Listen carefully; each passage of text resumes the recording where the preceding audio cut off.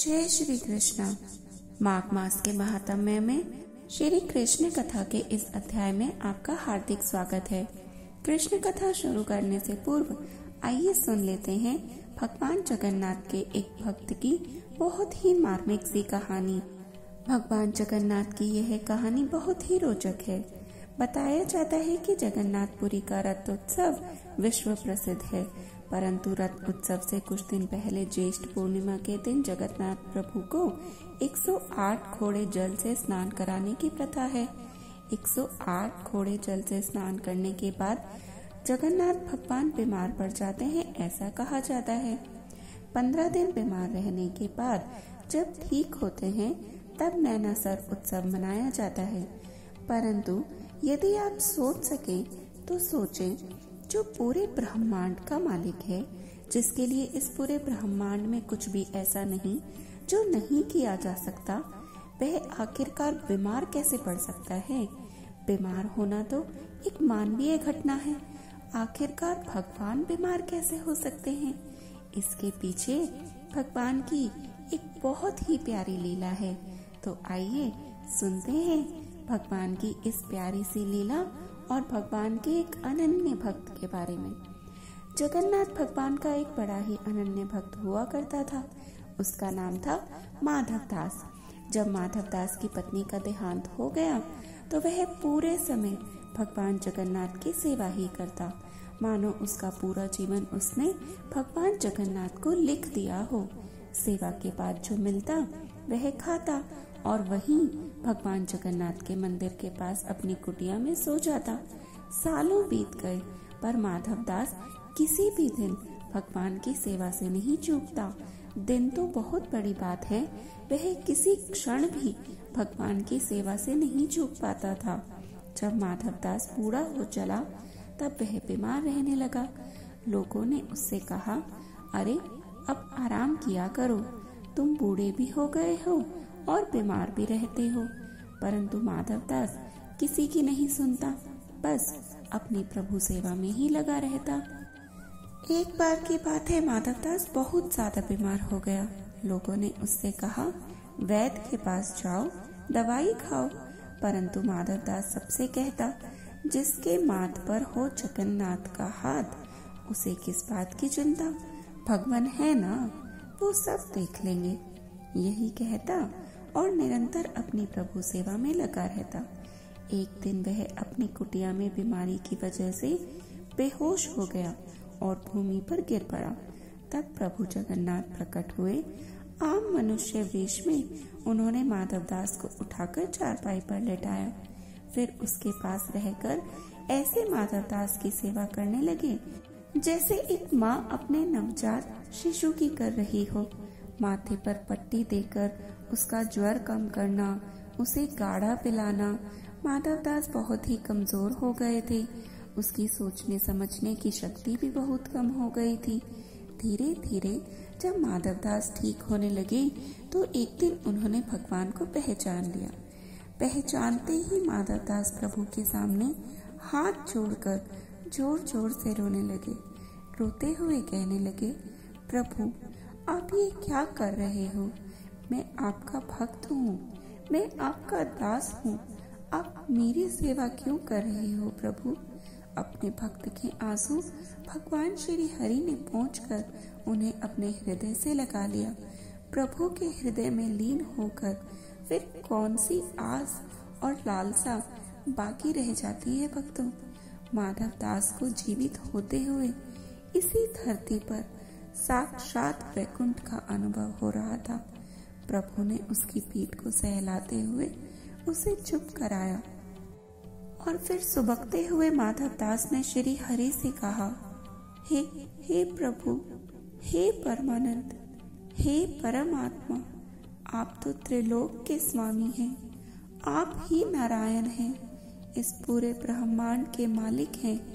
आपकी इच्छा से तो यह बीमारी भी क्षण भर में नष्ट हो सकती थी, फिर आपने मेरी सेवा करने के स्थान पर मुझे पूर्णतया स्वस्थ क्यों नहीं किया।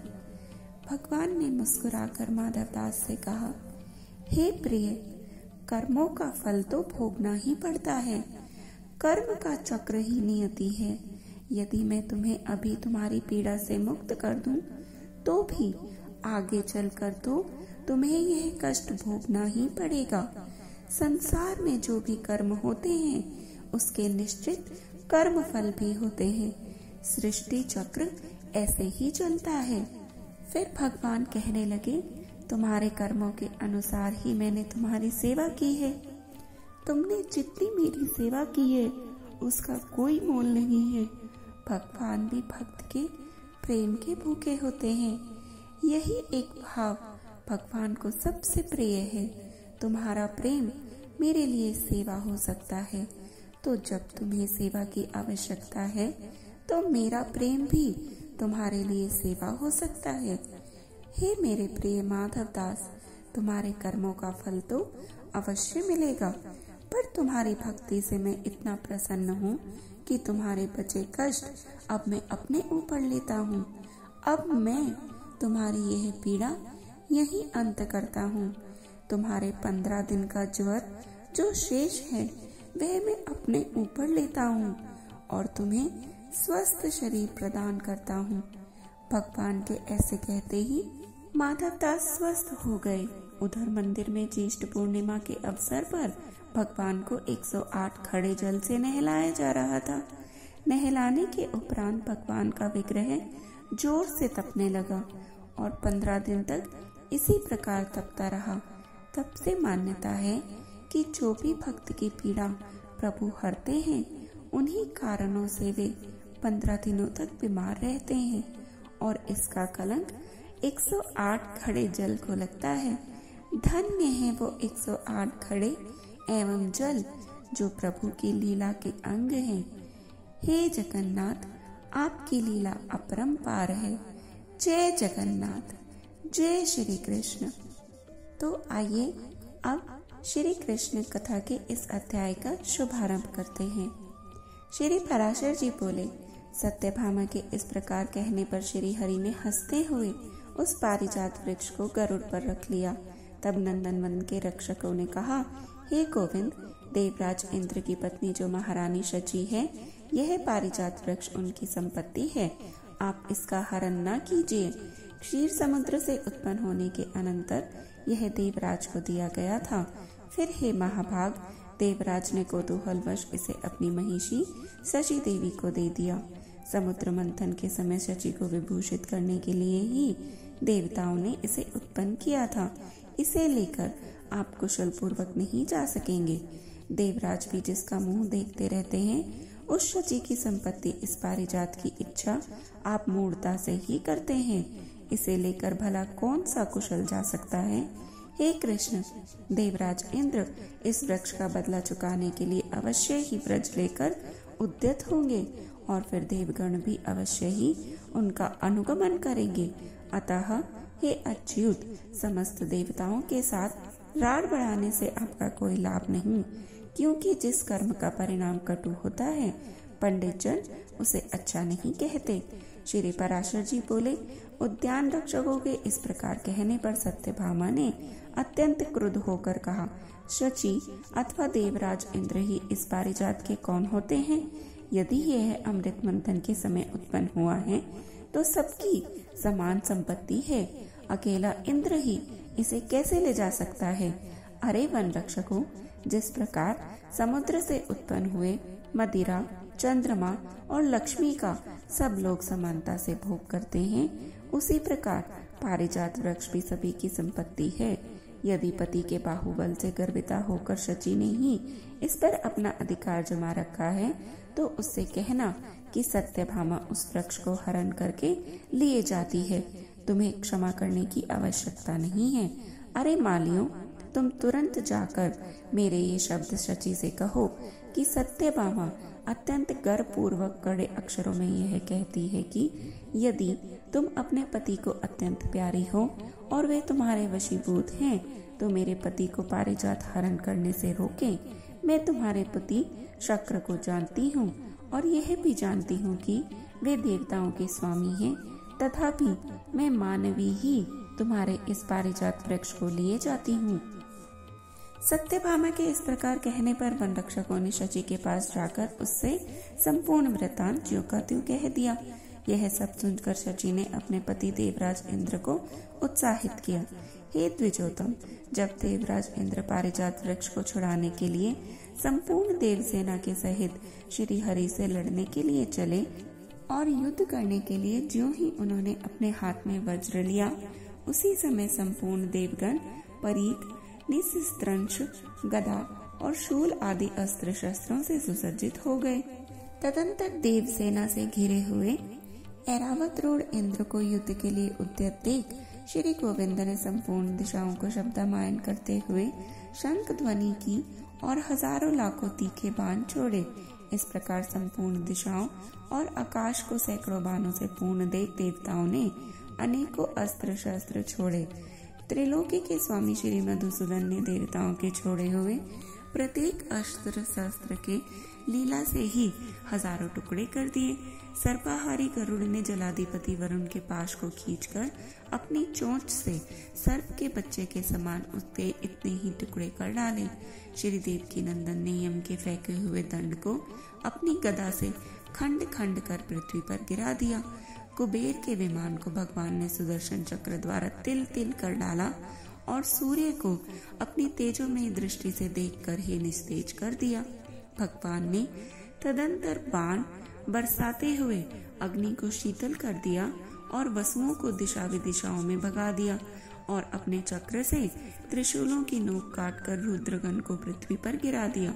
भगवान के चलाए हुए बाणों से साध्यगण, विश्वदेवगण, मरुदगण और गंधर्वगण सेमल की रुई के समान आकाश में ही लीन हो गए।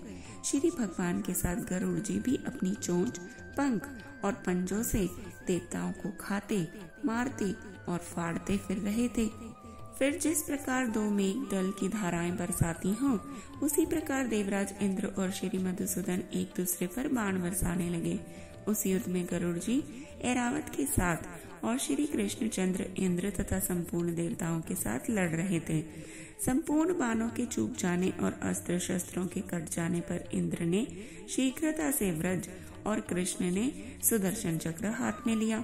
हे द्विजश्रेष्ठ, उस समय संपूर्ण त्रिलोकी में इंद्र और कृष्णचंद्र को क्रमशः वज्र और चक्र लिए देखकर हाहाकार मच गया। श्री हरि ने इंद्र के छोड़े हुए व्रज को अपने हाथों से पकड़ लिया और स्वयं चक्र न छोड़कर इंद्र से कहा, अरे ठहर। इस प्रकार व्रज छीन जाने और अपने वाहन ऐरावत के गरुड़ द्वारा क्षत विक्षत हो जाने के कारण भागते हुए वीर इंद्र से सत्यभामा ने कहा, हे त्रिलोकेश्वर, तुम शची के पति हो, तुम्हें इस प्रकार युद्ध में पीठ दिखलाना उचित नहीं। तुम भागो मत। पारिजात पुष्पों की माला से विभूषित होकर शची शीघ्र ही तुम्हारे पास आवेगी। अब प्रेम वश अपने पास आई हुई शची को पहले की भांति पारिजात पुष्प की माला से अलंकृत न देखकर तुम्हें देवराजत्व का क्या सुख होगा। हे शक्र, अभी तुम्हें अधिक प्रयास करने की आवश्यकता नहीं है। तुम संकोच मत करो, इस पारिजात वृक्ष को ले जाओ। इसे पाकर देवगण संताप रहित हो। अपने पति के बाहुबल से अत्यंत गर्विता शची ने अपने घर जाने पर भी मुझे कुछ अधिक सम्मान की दृष्टि से नहीं देखा था। स्त्री होने से मेरा चित्त भी अधिक गंभीर नहीं है, इसलिए मैंने भी अपने पति का गौरव प्रकट करने के लिए ही तुमसे यह लड़ाई ठानी थी। मुझे दूसरे की संपत्ति इस पारिजात को ले जाने की क्या आवश्यकता है। शची अपने रूप और पति के कारण गर्विता है, तो ऐसी कौन सी स्त्री है जो इस प्रकार गर्वीली ना हो।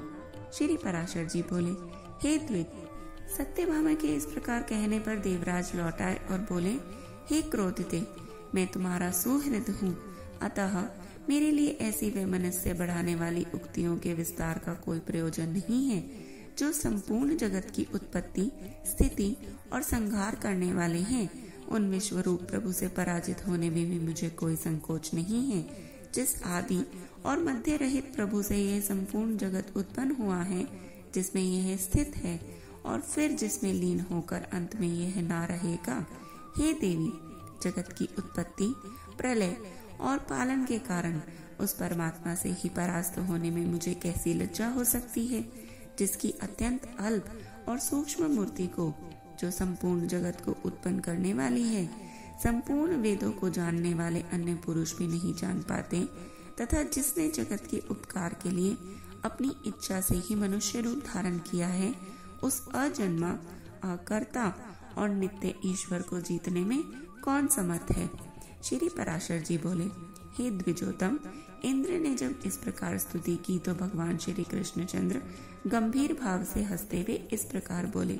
श्री कृष्ण जी बोले, हे जगतपति, आप देवराज इंद्र हैं और हम मरण धर्मा मनुष्य हैं। हमने आपका जो अपराध किया है उसे आप क्षमा करें। मैंने जो यह पारिजात वृक्ष लिया था, इसे इसके योग्य स्थान को ले जाए। हे शक्र, मैंने तो इसे सत्यभामा के कहने से ही ले लिया था, और आपने जो व्रज फेंका था उसे भी ले लीजिए, क्योंकि हे शक्र, यह शत्रुओं को नष्ट करने वाला शस्त्र तो आपका ही है। इंद्र बोले, हे ईश, मैं मनुष्य हूँ, ऐसा कहकर मुझे क्यों मोहित करते हैं। हे भगवान, मैं तो आपके इस सगुण स्वरूप को ही जानता हूँ, हम आपके सूक्ष्म स्वरूप को जानने वाले नहीं हैं। हे नाथ, आप जो हैं वही हैं। हम तो इतना ही जानते हैं कि हे दैत्य दलन, आप लोक रक्षा में तत्पर हैं और इस संसार के कांटों को ही निकाल रहे हैं। हे कृष्ण, इस पारिजात वृक्ष को आप द्वारकापुरी ले जाएं। जिस समय आप मृत्युलोक छोड़ देंगे, उस समय वह भूरलोक में नहीं रहेगा। हे देवदेव, हे जगन्नाथ, हे कृष्ण, हे विष्णु, हे महाबाहो, हे शंख चक्र गदा पाणी, मेरी इस धृष्टता को क्षमा कीजिए। श्री पराशर जी बोले, तदंतर श्री हरिदेवराज से, तुम्हारी जैसी इच्छा है वैसा ही सही, ऐसा कहकर सिद्ध, गंधर्व और देवऋषि गण से स्तुत हो भूरलोक में चले आए। हे द्विज, द्वारकापुरी के ऊपर पहुंचकर श्री कृष्णचंद्र ने अपने आने की सूचना देते हुए शंख बजाकर द्वारकावासियों को आनंदित किया। तदंतर सत्यभामा के सहित गरुड़ से उतरकर उस पारिजात महावृक्ष को ग्रहोद्यान में लगा दिया, जिसके पास आकर सब मनुष्यों को अपने पूर्व जन्म का स्मरण हो आता है, और जिसके पुष्पों से निकली हुई गंध से 3 योजन तक पृथ्वी सुगंधित रहती है। यादवों ने उस वृक्ष के पास जाकर अपना मुख देखा तो उन्हें अपना शरीर अमानुष दिखलाई दिया। तदंतर महामती श्री कृष्णचंद्र ने नरकासुर के सेवकों द्वारा लाए हुए हाथी, घोड़े आदि धन को अपने बंधु बांधवों में बांट दिया, और नरकासुर की वरण की हुई कन्याओं को स्वयं ही ले लिया। शुभ समय प्राप्त होने पर श्री जनार्दन ने उन समस्त कन्याओं के साथ, जिन्हें नरकासुर बलात्कार लाया था, विवाह किया। हे महामुने, श्री गोविंद ने एक ही समय पृथक पृथक भवनों में उन सब के साथ विधिवत धर्म पूर्वक पानी ग्रहण किया। वे 16,100 स्त्रियां थीं। उन सब के साथ पानी ग्रहण करते समय श्री मधुसूदन ने इतने ही रूप बना लिए। हे मैत्रेय, परंतु उस समय प्रत्येक कन्या भगवान ने मेरा ही पानी ग्रहण किया है, इस प्रकार उन्हें एक ही समझ रही थी। हे विप्र, जगत सृष्टा विश्व रूपधारी श्री हरि रात्रि के समय उन सभी के घरों में भी रहते थे। जय श्री कृष्ण। आगे के और अध्याय का श्रवण करने के लिए कृपया हमसे जुड़े रहें और सदैव जपते रहें। हर हर महादेव।